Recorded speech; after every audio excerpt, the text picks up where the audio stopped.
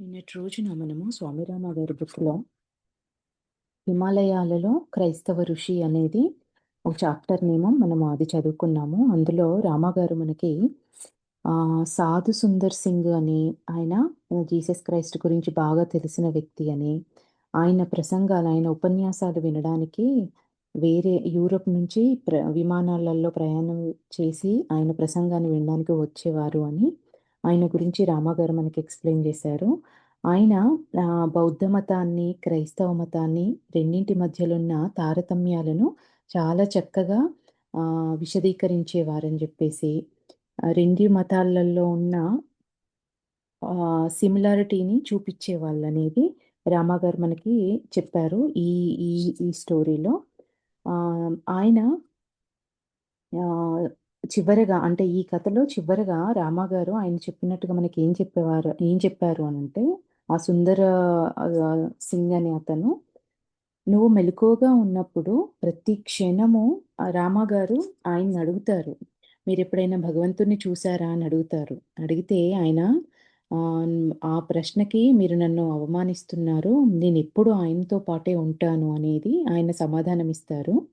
దానికి రామాగారు ఇంకొంచెం డీప్‌గా క్లియర్‌గా ఎక్స్‌ప్లెయిన్ చేయండి అనంటే, ఆయన రామాగారితో చెప్తారు, "నువ్వు మెలకువగా ఉన్నప్పుడు ప్రతి క్షణము భగవంతుడిని స్మరిస్తూ, నీవు భగవంతునితో, భగవంతుడు నీతో, ఆయన నీవాడని, నువ్వు ఆయన వాడివనే ఆలోచనలో ప్రతి క్షణం ఉంటూ, రాత్రి పడుకునే ముందు నీ చివరి ఆలోచన ఆయనే, ఆయనే అయ్యుండాలి.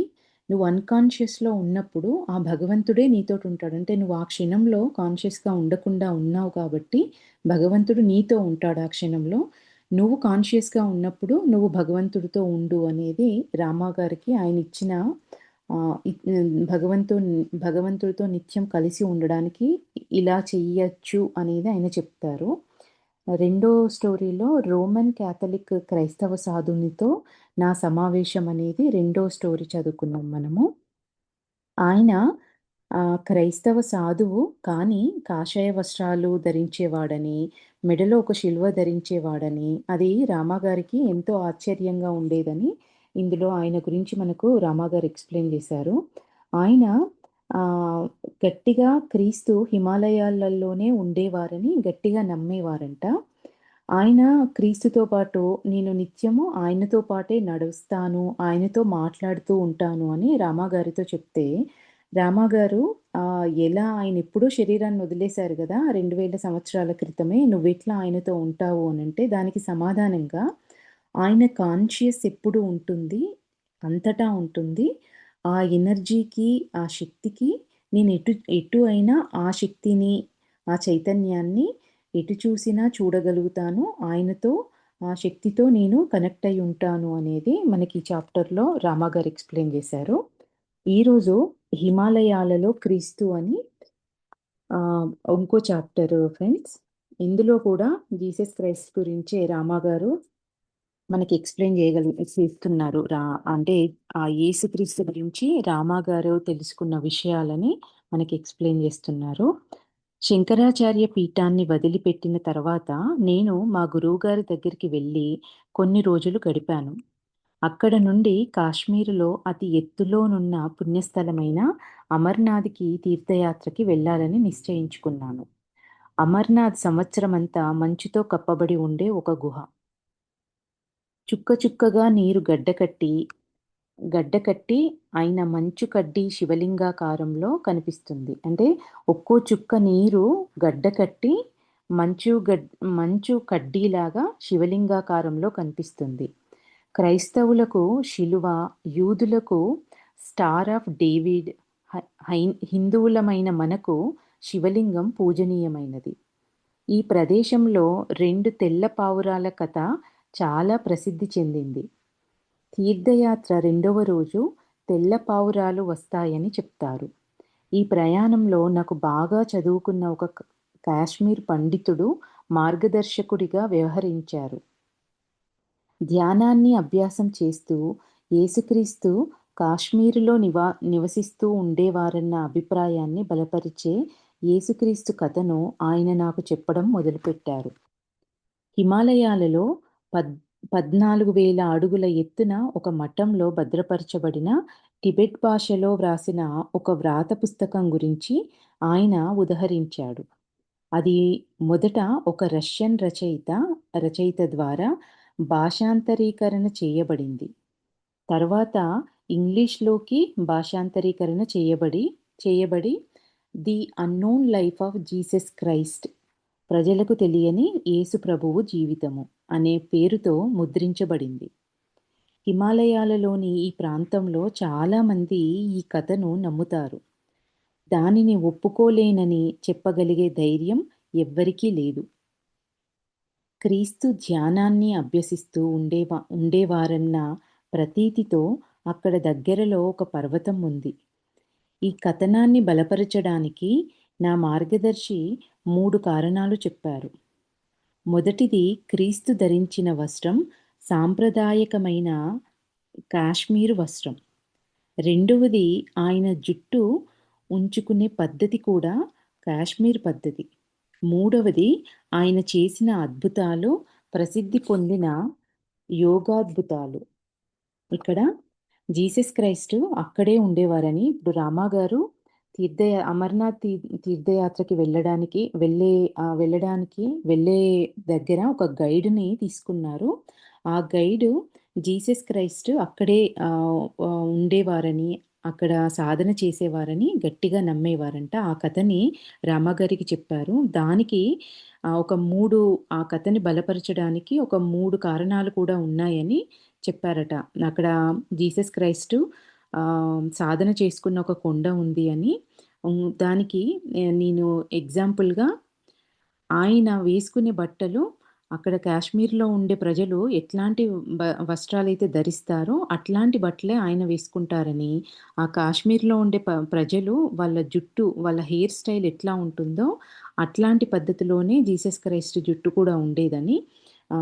మూడవది, ఆయన చేసిన ప్రసిద్ధి పొందిన యోగాద్భుతాల గురించి ఆయన చెప్పారంట రామాగారికి. ఇక్కడ నెక్స్ట్ ఒక పిక్చర్ గూడా ఇచ్చారు ఫ్రెండ్స్ ఈ బుక్కులో. జీసస్ క్రైస్ట్ నివసించారంటున్న కాశ్మీర్‌లోని క్షేత్రము, దానిని తఖ్తే టౌస్ అంటే దానర్థము దేవుడు నివసించిన స్థలము అని అంటారంట. ఇక్కడ పిక్చర్ ఇచ్చారు. ఒక కొండపైన ఒక ఆలయం లాగా ఉంది.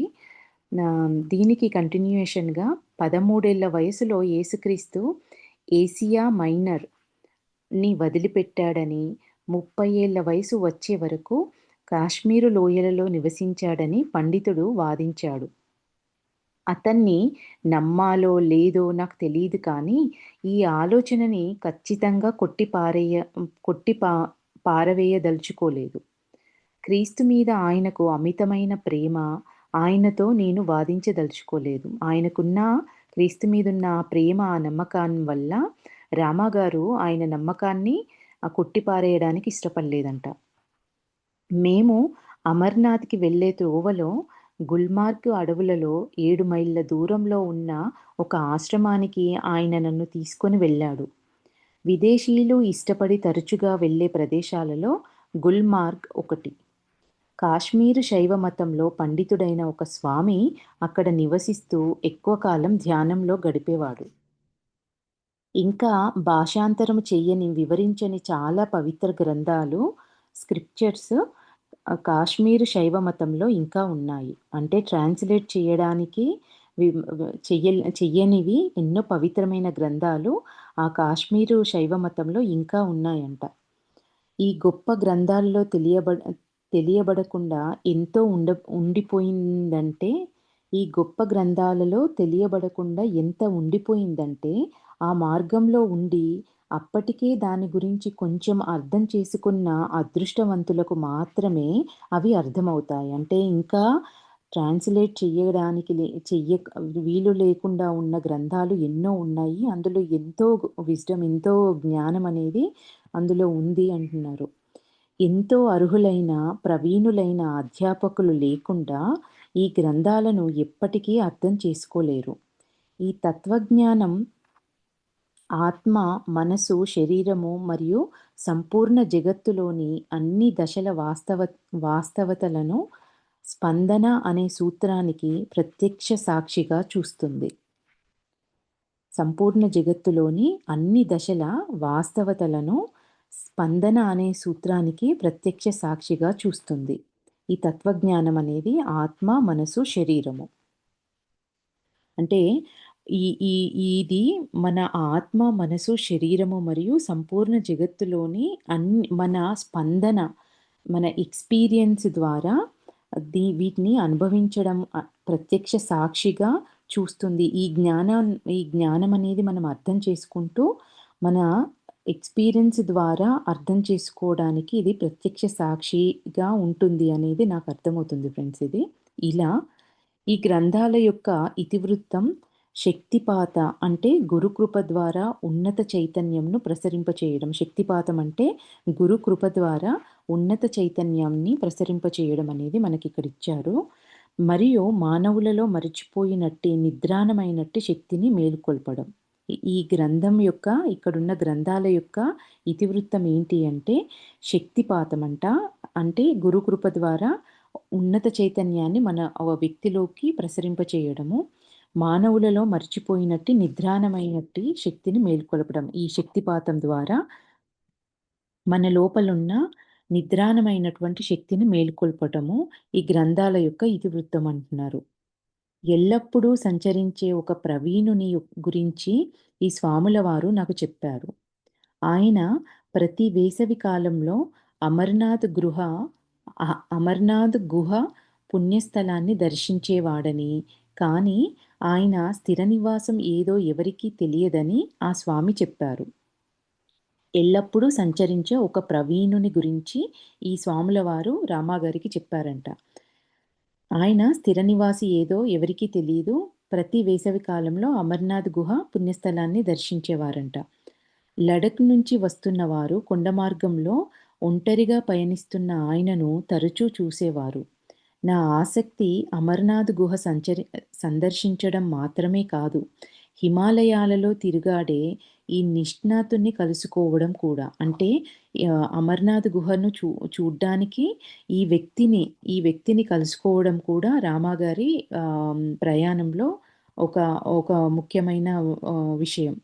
అమర్నాథ్ గుహను సందర్శించడం ఎల్లప్పుడూ సంచరించే ఈయన ప్రతి వేసవికాలం అమర్నాథ్ గుహకి వస్తారంట. ఆయనని కలుసుకోవడం కోసం కూడా రామగారు ఈ ప్రయాణాన్ని ప్లాన్ చేసుకున్నారంట. నేను నా జీవితంలో కలుసుకున్న వాళ్ళందరిలో ముగ్గురు నన్ను గాఢంగా ప్రభావితం చేశారు. నా మనసులో వారు చెరగని ముద్ర వేశారు. వారిలో ఆ నిష్ణాతుడు ఒకరు.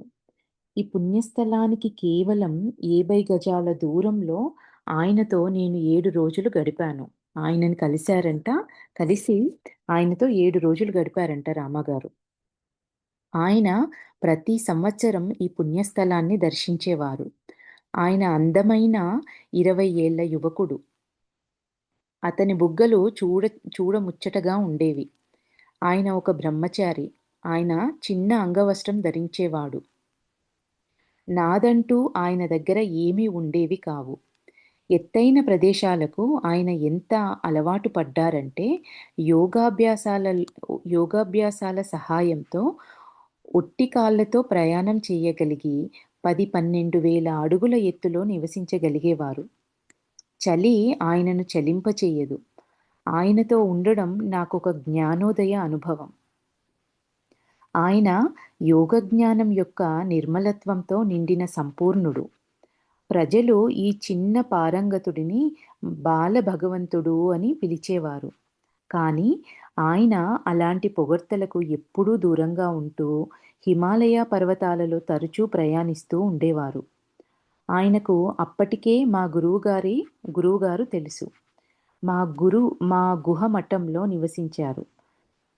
అప్పుడు మా గురువుగారితో ధ్యానం చేసుకున్న అనేక మంది విద్యార్థుల గురించి వారు వాకబు చేశారు. మృదువైన వాక్యాలతో ఆయన మితంగా మాట్లాడేవారు. స్వామిరామ వారి గురువు ఆల్రెడీ ఈయన తెలుసంట. ఆయనతో పాటు జర్నీ చేస్తున్న టైంలో రామాగారితో అంటే స్వామిరామ గారి గురువుతో ఉన్న శిష్యుల గురించి, వాళ్ళందరి గురించి అడిగి తెలుసుకున్నారట రామాగారిని ఈ వ్యక్తి.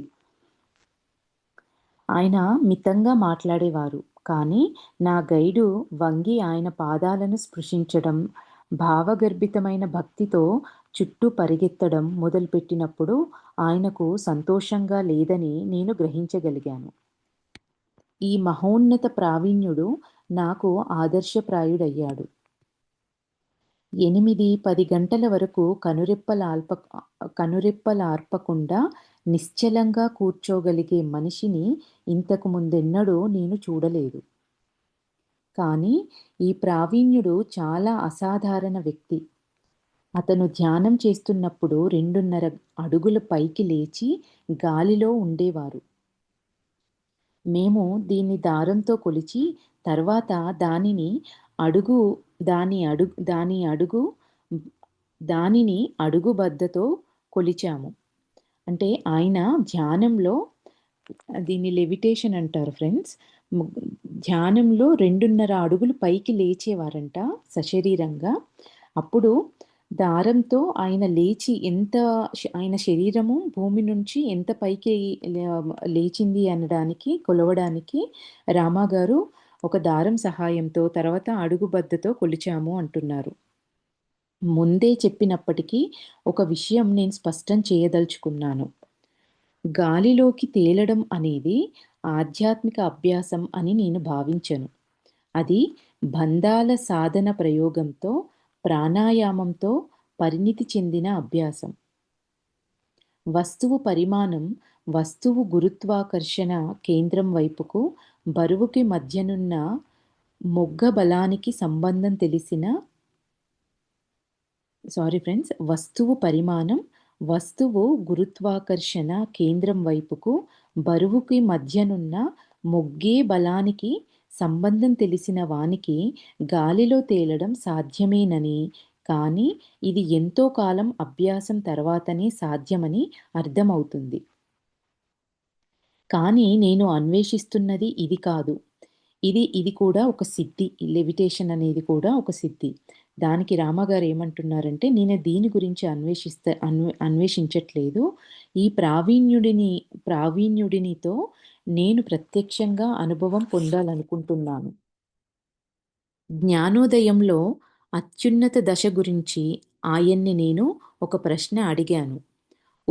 ఉపనిషత్తుల నుండి ఒక మంత్రాన్ని ఉచ్చరిస్తూ ఆయన ఈ విధంగా సమాధానం చెప్పారు. ఎప్పుడైతే ఇంద్రియాలు బాగా అదుపులో పెట్టబడి ఐహికానుభూతికి సంబంధించిన వస్తువులతో సంబంధం తెంచుకుంటాయో అప్పుడు జ్ఞానేంద్రియాలు మనసులో రూపాలను సృష్టించవు. అప్పుడు మనసు ఏకాగ్రత పొందడానికి శిక్షణ ఇస్తుంది. ఐహికమైన ఈ వస్తువులతో మనము సంపూర్ణంగా సంబంధాన్ని తెంచుకున్నప్పుడు వాటి ప్రభావం అనేది మన మనస్సు పైన ఉండదు. మనం ఏకాగ్రంగా ధ్యానంలో కూర్చున్నప్పుడు ఈ అంటే మనసు పదే పదే పరిగెత్తడం అనేది అప్పుడు ఆగిపోతుంది. రూపాలను సృష్టించదు. ఈ జ్ఞానేంద్రియాలు మనసులో రూపాలను సృష్టించవు. అప్పుడు మనసు ఏకాగ్రత పొందటానికి శిక్షణ ఇస్తుంది. ఎవడైతే లోతుగా ఉన్న మనస్సు నుండి ఆలోచన పద్ధతులను మనసు ఇక పిలవదో అప్పుడు సరైన మనస్థితి అంటే బ్యాలెన్స్డ్ స్టేట్ ఆఫ్ మైండ్ ఉన్నతమైన జ్ఞాన దశకి దారితీస్తుంది. అంటే ఈ బాహ్యమైన మనస్సుకి బాహ్యమైనవన్నీ బయట ఉండేవన్నింటినీ చూపిస్తూ అప్పుడు ఏకాగ్రత కోసం ప్రయత్నించడం కన్నా ఈ బయట ఉన్న బాహ్య వస్తువులతో ఉన్న సంబంధాలన్నింటినీ తెంచేసినప్పుడు మనసు రూపాలను సృష్టించడం ఆపేస్తుంది. అప్పుడు ఏకాగ్రత పొందడానికి మనసు సంపూర్ణ శిక్షణను ఇస్తుంది. ఎవరైతే లోతుగా ఉన్న మనసు నుంచి ఆలోచన పద్ధతులను మనసు ఇక పిలవదో అప్పుడు మన స్థితి మన మైండ్ బ్యాలెన్స్డ్ స్టేట్లో ఉంటుంది అంటున్నారు. ఉన్నతమైన జ్ఞాన దశకి అప్పుడు దారితీస్తుంది. సత్వగుణంలో ఏర్పడిన ఒక సరైన ప్రశాంత దశ సర్వోత్కృష్టమైన జ్ఞానోదయ దశ. ధ్యానాభ్యాసము, వైరాగ్యము రెండు ప్రచలిత భావాలు. ఒక ప్రత్యేక జీవన సరళిని ఏర్పరచుకోవడానికి ఒక గట్టి నమ్మకం అవసరం. మంచి ఫలితాల కోసం జోక్యం చేసుకుంటుంది బుద్ధి. తప్పుదారి పట్టిస్తుంది గుడ్డి నమ్మకం. 2 గొప్ప శక్తులే అయినప్పటికీ మొదట వాటిని తెలుసుకొని, విశ్లేషించి అప్పుడు అంతర్దృష్టి యొక్క మూలస్థానం వైపు మరలించాలి. ఏమంటున్నారు? మొదట వాటిని తెలుసుకోవాలంటున్నారు. తెలుసుకొని, విశ్లేషించి 2 గొప్ప శక్తులే. ఏది? గుడ్డి నమ్మకము, ఆహ్, ఆహ్, బుద్ధి. వీటిని తెలుసుకొని, విశ్లేషించి అప్పుడు అంతర్దృష్టి యొక్క మూలస్థానం వైపు మరలించాలి. నిజమైన జ్ఞానానికి అంతర్దృష్టి ఒక్కటే మూలాధారం. నువ్వు ఈ ప్రపంచంలో చూస్తున్నదంతా అసహజమైనది. ఈ మార్పులన్నింటి వెనుక వాస్తవం మరుగుపరచబడి ఉంది. నీవు అనుసరిస్తున్న మార్గంలో నిర్భయంగా ముందుకి సాగుమని ఆయన నన్నాదేశించారు.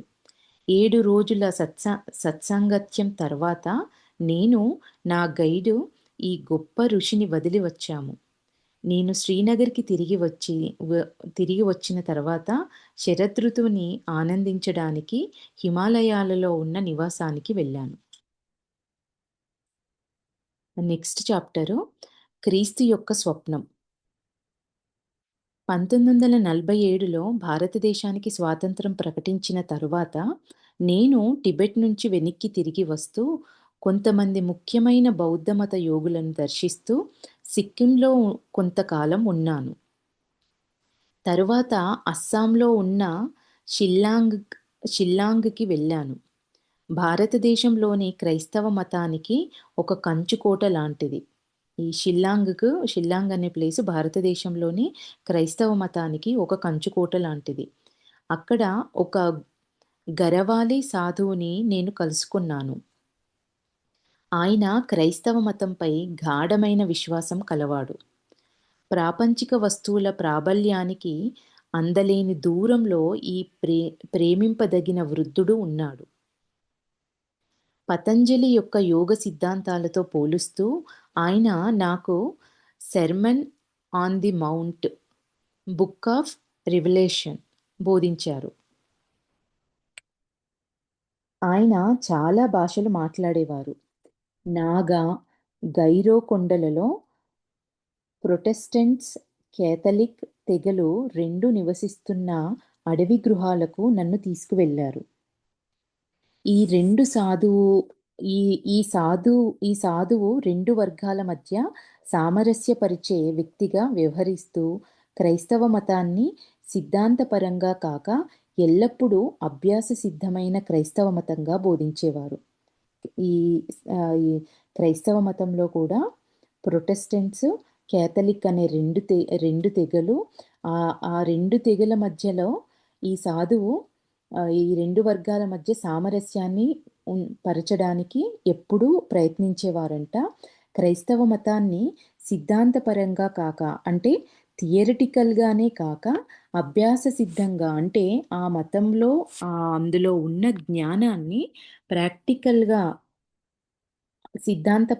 అభ్యాస సిద్ధమైన క్రైస్తవ మతంగా బోధించేవారు. ఏదో థియరిటికల్‌గా కాకుండా దాన్ని మన లైఫ్‌లో ఎట్లా ఇంప్లిమెంట్ చేయాలి అనేది ఆయన బోధించేవారంట ఈ 2 వర్గాల వారికి. ఆయన నేను క్రైస్తవ మతాన్ని ప్రేమిస్తున్నాను కానీ చర్చిత్వాన్ని కాదు అనేవారు. అంటే చర్చిలను అనుసరించే కొంతమందికి ఇది బాధ కలిగించిందని నాకు బాగా తెలుసు. ప్రతి మానవ ప్రతి మానవ అంతరాత్మలో భగవంతుడు ఉంటాడని, జీసస్ హింసింపబడిన తర్వాత క్రీస్తుగా మారాడని ఆయన నమ్మారు. ఆయన చర్చిలకు వెళ్ళడాన్ని ఆయన ఆయన సమర్థించేవారు కాదంట. క్రైస్తవ మతాన్ని ప్రేమించేవారంట కానీ చర్చికెళ్ళే ఆ చర్చిత్వాన్ని ఆయన ఇష్టపడేవారు కాదంట. క్రీస్తు సర్వతోముఖమైన చైతన్యమని, క్రీస్తు చైతన్యాన్ని చేరుకోకుండా ఎవ్వరూ ప్రాథమికమైన సత్యాన్ని చేరుకోలేరని ఆయన విశ్వాసం. అంటే సర్వతోముఖమైన చైతన్యం, క్రీస్తు సర్వతోముఖమైన చైతన్యం అంటే ఆయన సమస్తంలో వ్యాపించి ఉన్న శక్తి. అన్ని దిశలలో సమస్తంలో వ్యాపించి ఉన్న శక్తి అని ఎవరైనా ప్రాథమికమైన సత్యాన్ని చేరుకోలేరు. ఆయన్ని ఆయన్ని చేరుకోకుండా ప్రాథమికమైన సత్యాన్ని చేరుకోలేరనేది ఆయన విశ్వాసం. ఇక్కడ ప్రాథమిక చైతన్యం అంటే ఫ్రెండ్స్ ఆహ్, అల్టిమేట్ ట్రూత్ అంటే ఆ పరబ్రహ్మాన్ని, ఆయనని చేరుకోకుండా ఈ అల్టిమేట్ ట్రూత్‌ని ఎవ్వరు చేరుకోలేరనేది ఆయన విశ్వాసమంట. క్రైస్తవ మతంపై గాఢమైన విశ్వాసం కలవారు దీనిని బాగా అర్థం చేసుకున్నప్పటికీ, సామాన్య క్రైస్తవులు దీన్ని అరుదుగా అర్థం చేసుకున్నారు. క్రైస్తవ వేదాంత శాస్త్రం గురించి నాకున్న చాలా సందేహాలను ఈ సాధువు తీర్చారు. చాలా కాలం క్రితమే క్రీస్తన్న, ఆయన బోధనలన్నా నాకు ఇష్టత ఏర్పడింది. కానీ కేవలం క్రీస్తు ద్వారానే వ్యక్తి మోక్షాన్ని పొందగలడన్న మూర్ఖ అభిప్రాయం నాకెప్పుడూ అంతుపట్టలేదు. తండ్రి కొడుకుల భాషలో దీనిని వివరిస్తూ అందరూ మానవులు పరిపూర్ణతను పొందగలరని వివరించినప్పుడు నా సమస్య పరిష్కారమైంది. అంటే ఆ పరబ్రహ్మం, ఆ మూల చైతన్యము తండ్రి అని, ఈ జీవాత్మ కుమారుడని జీసస్ క్రైస్ట్ చెప్పే బైబిల్‌లో ఆయన వివరించడం అనేది రామా గారు అనుకునే ప్రశ్నలకి సంపూర్ణ పరిష్కారం దొరికిందక్కడ అనంటున్నారు. ఈ గొప్ప క్రైస్తవ సాధువును కలుసుకున్న 2 రోజుల తర్వాత ప్రభుత్వ అధికారులతో మళ్ళీ నాకు కొన్ని సమస్యలొచ్చాయి.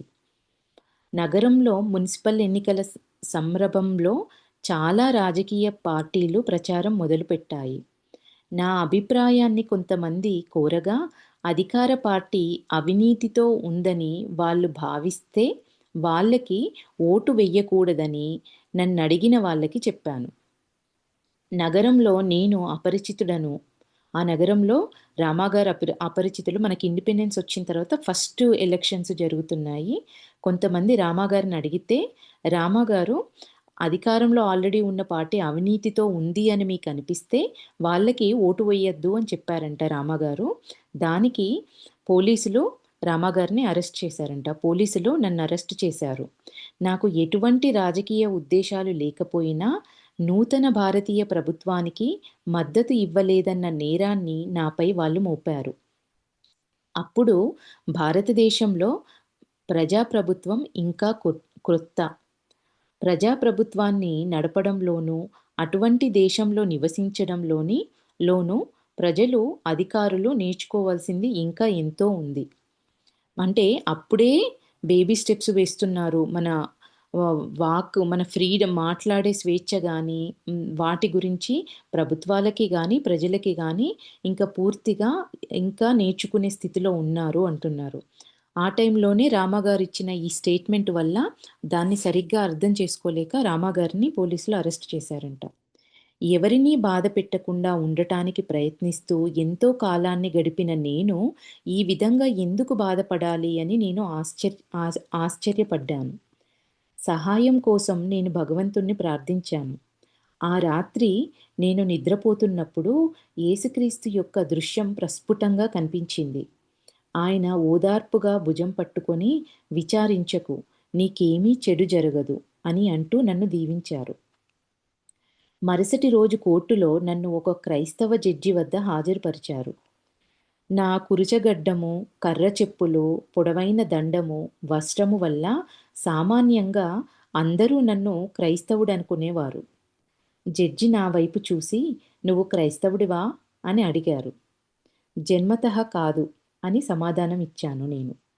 ఇతర గొప్ప మతాలను ప్రేమించి, గౌరవించినట్లే క్రైస్తవ మతాన్ని కూడా ప్రేమించి గౌరవించాను. "నిన్నెందుకు అరెస్టు చేశారు?" అని ఆయన అడిగారు. నేను జవాబు చెప్పాను. నేను నా అభిప్రాయాన్ని చెప్పాను. ఎవరికి ఓటు వెయ్యాలని ప్రజలు నన్నడిగారు. మీరు ఎవరికి ఓటు వేస్తారన్నది మీ యందే ఆధారపడి ఉంది అని సలహా ఇచ్చాను. పోలీసులు నా మీద తప్పుడు కేసు మోపారు. నిజాన్ని తెలుసుకున్నాక జడ్జి నన్ను అన్యాయంగా పట్టుకున్నారని ఒప్పుకొని నన్ను విడుదల చేశారు. ఆ క్రైస్తవ సాధువు దగ్గర అంటే ఇది ఆ సాధువు దగ్గర ఉన్న ఆ టైంలోనే ఈ ఇన్సిడెంట్ జరిగింది రామాగారికి. తర్వాత ఆయన రిలీజ్ అయిపోయి బయటకొచ్చేసిన తర్వాత తిరిగి ఆ క్రైస్తవ సాధువు దగ్గరనే ఉంటూ కంటిన్యూయేషన్ చేస్తున్నారది. ఆ క్రైస్తవ సాధువు దగ్గర చదువుకుంటూ నేను షిల్లాంగులో 4 నెలలు గడిపాను. భగవద్గీత, బైబుల్ ఈ రెండింటిని బాగా అర్థం చేసుకొని, గీత యొక్క తత్వాన్ని, బైబిల్ యొక్క బోధనలను ఇంత తేటతెల్లంగా సామాన్యులకు గుర్తింపజేయగలిగే ఇంకొక సాధువుని నేను కలుసుకోలేదు. దీని వలన ఈ రెండింటిని ప్రస్ఫుటంగా అర్థం చేసుకోగలిగాను. ఆయన నియమం ప్రకారం ధ్యానం చేసేవారు. నెమ్మదస్తుడు, నిశ్చలుడు, నిర్భయుడు. అతని దగ్గర చదువుకున్న తర్వాత చాలా కాలం వరకు నాకిష్టమైన పుస్తకాలైన 'Sermon on the Mount', 'Book of Revolution' గురించి ఆలోచిస్తూ నేను ఎక్కువ కాలం గడిపేవాడిని. ఒక్కొక్కసారి బైబిల్‌కి అర్థం చెప్పి బోధించేవాళ్ళు.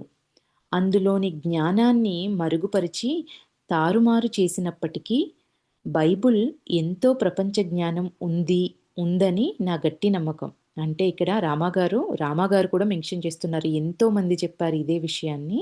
అందులో ఉన్న జ్ఞానాన్ని మరుగుపరిచి, తారుమారు చేసి చెప్పినప్పటికీ కూడా బైబిల్‌లో ఎంతో ప్రపంచ జ్ఞానం ఉందని రామాగారి గట్టి నమ్మకం అంటున్నారు. అంటే ఫ్రెండ్స్, రామాగారు ఆహ్, శంకరాచార్యుల మఠానికి సంబంధించిన వ్యక్తి. మన మన వేదాలు, మన బ్రహ్మసూత్రాలు అన్నింటినీ నేర్చుకున్న ఆయన ఎంతో ఓపెన్ మైండ్‌గా ఉండి ఆహ్, అది క్రిస్టియానిటీనా, ముస్లిమా, వీళ్ళిదా వాళ్ళ దగ్గర అసలు ఏవి లేవు. ఓపెన్‌గా ఆ మత పెద్దల దగ్గరికెళ్ళి అసలు అందులో ఏముంది? ఆయన ఏం చెప్పారు? ఆ మతంలో ఉన్న సాధువులను కలుసుకొని, వాళ్ళు చేసే సాధన గురించి తెలుసుకొని, అంటే ఆయనకి ఎట్లాంటి భేషజాలేమీ లేవు. ఎక్కడైతే మనకు తక్కువ అంటే సరైన జ్ఞానం లేనప్పుడే మనము అది సరికాంది, ఈ మతం గొప్పది, మనది గొప్ప, వాళ్ళది తక్కువ, ఇట్లాంటి ఆలోచనలొస్తూ ఉంటాయి.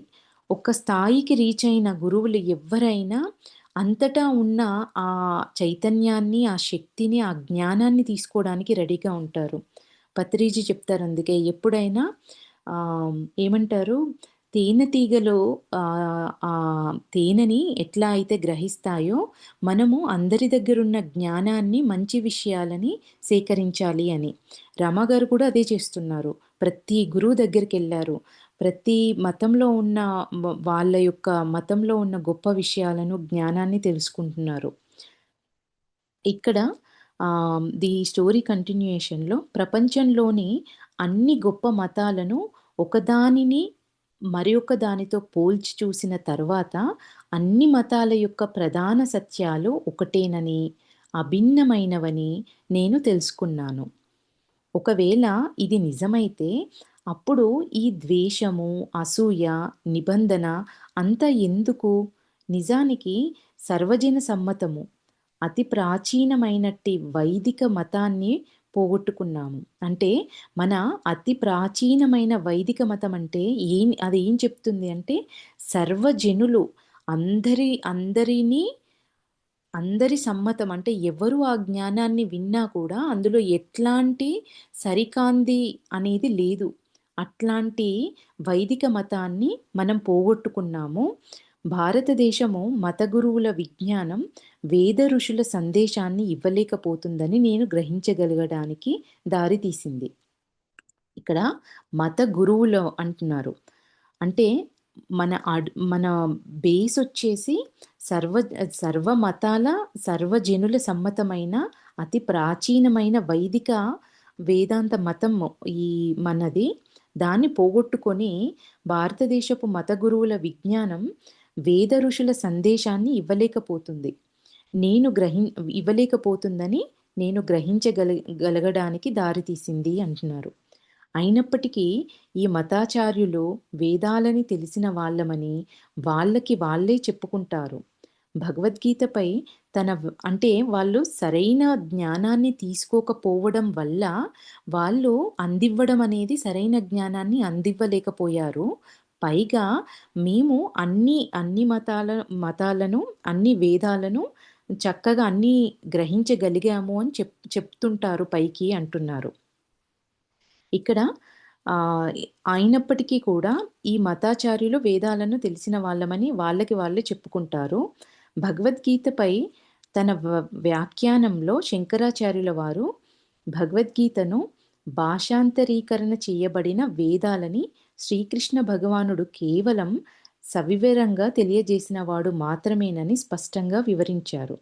అంటే శంకరాచార్యుల వారు భగవద్గీతను భగవద్గీత వేదాల సారము అంతటిని ఆ ఎసెన్స్‌ని శ్రీకృష్ణుల వారు ఇప్పుడున్న కాలం అంటే అప్పటి కాలమాన పరిస్థితులకు, రాబోయే కలియుగానికి, అప్పటి మనుషులకి వేదాలను చదవడానికి గానీ, అందులోని జ్ఞానాన్ని అర్థం చేసుకునే స్థాయికి గానీ వాళ్ళు ఉండరు కాబట్టి, అప్పటి కాలమాన పరిస్థితులకు సూట్ అయ్యేలాగా భగవద్గీతని మనకిచ్చారు. ఆహ్, శ్రీకృష్ణుల వారు ఏంటి అంటే కేవలం ఆ భాషాంతరీకరణ చేయబడిన ఆ వేదాలను ట్రాన్స్‌లేట్ చేసి ఇచ్చిన వ్యక్తి మాత్రమే అనేది శంకరాచార్యుల గారు చెప్పారంట భగవద్గీత గురించి. సవివరంగా తెలియజేసిన వాడు మాత్రమేనని స్పష్టంగా వివరించారు. సత్యం అన్నది ఎప్పుడూ ఉంది. ప్రపంచంలోని మతాల వ్యవస్థాపకులు, ప్రవక్తలు కేవలం ప్రచారకులు మాత్రమే. వాస్తవానికి ఋషులే దివ్యమైన సత్యం యొక్క వ్యవస్థాపకులు. అంతేకాని భగవంతుని అవతారాలు కాదు. అంటే ఈ అవతారాలు కూడా వీటి తర్వాత వచ్చినయే. ఎవరైతే ఆ జ్ఞానాన్ని తీసుకొని, ఆ జ్ఞానాన్ని మనకందివ్వడానికి వచ్చినయే ఈ అవతారాలు. అయితే ఇప్పుడు రామగారు ఏమంటున్నారు? ఆ జ్ఞానాన్ని పక్కన పడేసి, ఆ అవతారాలను పట్టుకొని ఉంటున్నారు. దానివల్ల వీళ్ళు అజ్ఞానంలో ఇలా కొట్టుకుపోతున్నారు. ఇట్లాంటి మతాలొచ్చాయి. మతాల మధ్యన ఘర్షణలు, మాది గొప్ప, మీది తక్కువ అనేది ఈ అజ్ఞానము అంతటికి కారణం మన వైదికాన్ని, మన మూలాన్ని మనం పోగొట్టుకోవడము అనేది రామగారు ఇక్కడ చెప్తున్నారు. ఇక్కడ ఋషులు ఇచ్చిన సందేశాన్ని భగవంతుని యొక్క గొప్ప అవతారాలు కేవలం విశేషవంతం చేశారనే దానికినే నిదర్శనం. భగవంతుని అవతారాలు ఋషుల యొక్క సందేశాలను తీసుకువెళ్ళినవారు. ఋషుల యొక్క సందేశాలను భగవంతుల అవతారాలుగా తీసుకొని వచ్చిన వాళ్ళు అని అంటున్నారు. ఇక్కడ ఒక ఎగ్జాంపుల్‌గా ఏం చెప్పారంట అంటే, గుడ్డలన్నీ ఒక్కటే. వాళ్ళు కేవలం అవి ఉంచే బుట్టలని మారుస్తారు. అంటే అన్ని మతాలు అనేవి అంతా జ్ఞానం ఒక్కటే. కానీ ఆ బట్టలని, ఆ క్లోత్స్‌ని ఉంచే బుట్టలని వివిధ రకాలుగా మారుస్తారు. అంటే కాలమాన పరిస్థితులను బట్టి ఆ అవతారాలుగా వచ్చిన వ్యక్తులు అప్పటి సిట్యుయేషన్‌కి ఆ మనుషుల స్థితిని బట్టి మనకందిస్తారు అనేది రామగారు ఇక్కడ చెప్తున్నారు. అని ఆ ఋషి గారు రామగారికి చెప్పారంట ఈ విషయాన్ని. ఈ గుడ్డలన్నీ ఒకటే. వాళ్ళు కేవలం అవి ఉంచే బుట్టలని మారుస్తారు అని ఈ ఋషి నాకు చెప్పారు. ఈ క్రైస్తవ సాధు ఇది నాకు వివరించినప్పుడు నా కళ్ళకు ఇంకొక పరిణామం కనిపించింది. ఆయన ఇంకా కొనసాగించారు. సంఘాన్ని ఒకటిగా కలిపి ఉంచడంలో మతాలు తమ పాత్రను పోషిస్తాయి. ఆధ్యాత్మిక గురువులు, మతాల వ్యవస్థాపకులు ప్రామాణికులుగా అంగీకరింపబడ్డారు. అంటే మతాల పాత్రని ఎందుకు క్రియేట్ చేశారు అనంటే, ఒకటిగా అందరిలో ఉన్న జ్ఞానం ఒకటే అని చెప్పడానికి, ఒకటిగా ఉంచడానికి మతాలు అనేవి తన పాత్రను పోషిస్తాయంట నిజానికి. ఆధ్యాత్మిక గురువులు, మతాల వ్యవస్థాపకులు ప్రామాణికులుగా అంగీకరించబడ్డారు. కానీ నా విశ్లేషణ ప్రకారము ఋషులిచ్చిన జ్ఞానము స్థిరమైనది, సంపూర్ణమైనది. ప్రవక్తలు, వివిధ మతాల అధిపతులు ప్రాచీన ఋషుల ఆలోచన ప్రవాహాలు మాత్రమే. వాళ్ళ జ్ఞానం నుండి మనకి స్ప్రెడ్ చేయడానికి వీళ్ళని పెట్టారు మన ఋషులు. వీళ్ళు మామూలు సామాన్య ప్రజలకు ఈ జ్ఞానాన్ని చేరవేయడానికి ఒక వాహకాలుగా ఉంచారు వాళ్ళని. మతాధిపతులను, మత వ్యవస్థాపకులను ఆరాధించడం అనేది ఎటువంటి హేతుబద్ధమైన తత్వజ్ఞానం లేని మత సిద్ధాంత, మతారాధన వ్యవస్థ లాంటిది. ఎటువంటి హేతుబద్ధమైన అంటే ఎట్లాంటి కారణం లేకుండా వాళ్ళపైన ఏ ఆధారపడటంల అంటే ఏ ఆలోచన లేకుండా ఇది నిజమా? కాదా? అనే ఆలోచన లేకుండా జస్ట్ వాళ్ళపైన ఆధారపడ్డం అన్నట్టు. ఎట్లాంటి హేతుబద్ధమైన తత్వజ్ఞానం లేని మత సిద్ధాంత, మతారాధన వ్యవస్థ లాంటిది. ఋషుల పథాన్ని అనుసరించడంలో నాయకుల ఆరాధన వంటిది. అంటే ఋషుల పథాన్ని ఎవరైతే ఈ జ్ఞాన మార్గంలో, సాధనా మార్గంలో నడవడం అనేది నాయకుల ఆరాధన వంటిది ఏమి ఉండదు. అంటే ఒకరిపైన ఆధారపడ్డము, వాళ్ళు చెప్పిందే వాళ్ళ దగ్గర దేహి అని ఉండటము అనేది ఏమీ ఉండదు. వాళ్ళ మార్గంలో నడవటము, ఈ సాధన జ్ఞాన మార్గంలో నడవటం అంటే మనము స్వేచ్ఛగా ఆత్మని స్వేచ్ఛా పథంలో నడపడము అనేది రామగారు ఇక్కడ చెప్తున్నారు. ఎందుచేతనంటే వాళ్ళ బోధనలు సర్వసమ్మతమైనవి, అన్ని కాలాలకు చెందినవి. మత గురువులు అభ్యాస సిద్ధమైన జ్ఞానాన్ని వారి శిష్యులకు ఇవ్వలేకపోయారు. ఇది ప్రపంచంలోని మతాలను కలుషితం చేసింది. మీకు భగవంతుడి మీద నమ్మకం ఉండాలి అంటూ వాళ్ళు తర్వాత సహజమైన ఆత్మాన్వేషణ ఆలోచనలను మనస్సు నుండి నెట్టివేశారు. వాళ్ళు ఇవ్వాల్సిన జ్ఞానాన్ని సరిగ్గా అందివ్వలేకపోయారు. దానివల్ల అందివ్వలేకపోవడం వల్ల శిష్యులు సరైన దారిలో నడవకపోతే వాళ్ళు ఏం చెప్పారు? గుడ్డిగా భగవంతుడి మీద నమ్మకం ఉండాలి అని వాళ్ళపైన రుద్దారు. దానివల్ల సహజమైన ఆత్మాన్వేషణ ఆలోచనలను మనస్సు నుంచి నెట్టివేశారు. ప్రాక్పశ్చిమాలలో ఉన్న నమ్మకపు సిద్ధాంతాన్ని ప్రపంచంలోని అందరూ మతబోధకులు స్వలాభం కోసం ఉపయోగించుకుంటున్నారు. ఆధునిక మానవుడు తన స్వంత సమస్యల కన్నా ఎక్కువగా మతబోధకుల వల్ల కలవరపడ్డారు. అంటే మతం మనిషిని ఫ్రీగా చేసేయాలి. ఉన్న బాధలకు పరిష్కారాన్ని చూపించేలాగా ఉండాలి. అది కాదు సరికదా! వాళ్ళకున్న సమస్యలకు ఇది ఇంకో పెద్ద ఈ భయంని క్రియేట్ చేసింది అంటున్నారు రామగారు. సాంఘిక సమస్యలు, మత సమస్యలు పోగొట్టడానికి కష్టతరమయ్యే సంఘర్షణలను, అపోహలను సృష్టిస్తాయి. మనిషికి దాస్యాన్ని, దుఃఖాన్ని కలగజేసే మతం యొక్క విలువ ఏమిటి అని ఒక క్వెషన్ మార్క్ ఇచ్చారు. ఋషులిచ్చిన సందేశాలలో స్వేచ్ఛ ఒకటి, కానీ దానిని ఎంత అవరోధం కల్పించబడిందంటే ఈనాటి దైవభక్తి గల మనిషి పాపాలకు, పిశాచాలకు భయోత్పాతుడై పీడింపబడుతూ ఒక బానిసలాగా జీవిస్తున్నాడు. అతను ఆత్మదర్శనం, దైవం గురించి కన్నా పాపము, సైతాను గురించి ఎక్కువ పట్టించుకుంటున్నాడు. నవీన యుగం యొక్క తత్వజ్ఞానం ఇలాంటి మత భావనలలో సంపూర్ణమైన మార్పును కోరుతుంది. కానీ ఏ మతంలోనూ ఇంతవరకు ఎట్టి తిరుగుబాటు జరగలేదు. సాంఘిక మత మౌలిక పునర్నిర్మాణ ప్రక్రియ లేకుండా యథార్థ మతం అనే పుష్పం వికసించదు.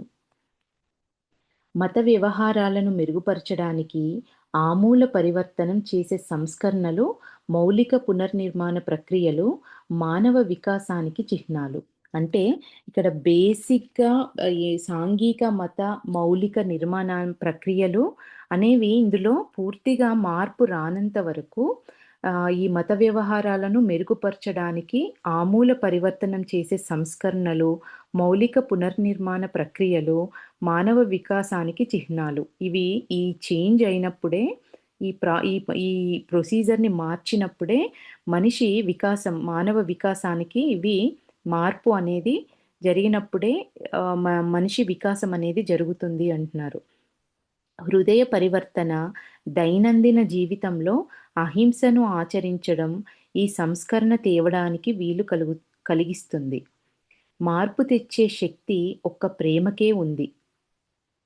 హృదయ పరివర్తన, దైనందిన జీవితంలో అహింసను ఆచరించడం ఈ సంస్కరణ తేవడానికి వీలు కలిగిస్తుంది. మార్పు తెచ్చే శక్తి ఒక్క ప్రేమకే ఉంది. అలాంటి సంస్కరణ, మార్పు ఆధునిక మానవుని తరువాత జాగృతావస్థకు తయారు చేస్తుంది. ఇవన్నీ మనిషిని ఒక అవేక్ స్టేజ్‌కి తయారు చేస్తాయి అంటున్నారు. ఇవి జరిగినప్పుడు. అప్పుడు అది మానవజాతినంతటిని ఏకం చేస్తుంది. ఈ గొప్ప క్రైస్తవ ఋషి నిజంగా నా అంతర్నేత్రాన్ని తెరిపించారు. ఒక సత్యాన్ని ఆరాధిస్తూ, ప్రేమని అభ్యాసం చేస్తూ, మానవాళి అంతా మానవతా ధర్మాన్ని అనుసరించే ఆ రోజు కోసం నేను ఎదురు చూడటం మొదలుపెట్టాను. అప్పుడు జీవితంలో ద్వేషం, ఈర్ష్య, ఇతర దురాభిమానాలకు చోటుండదు. ఈ గొప్ప వ్యక్తితో నేను గడిపిన 4 నెలలు క్రైస్తవ మతాన్ని చాలా బాగా అర్థం చేసుకోవడంలో సహాయపడ్డాయి. క్రీస్తు స్వప్నం, ఆయన బోధనలపై నాకున్న ప్రేమని ఇనుమడింపచేసింది. క్రీస్తు నా అంతరాళల్లో నా సంరక్షకుడిగా, మార్గదర్శిగా నిలుస్తారు. Okay friends. దీన్ని ఈరోజు ఇక్కడికి ఆపుదాం ఫ్రెండ్స్.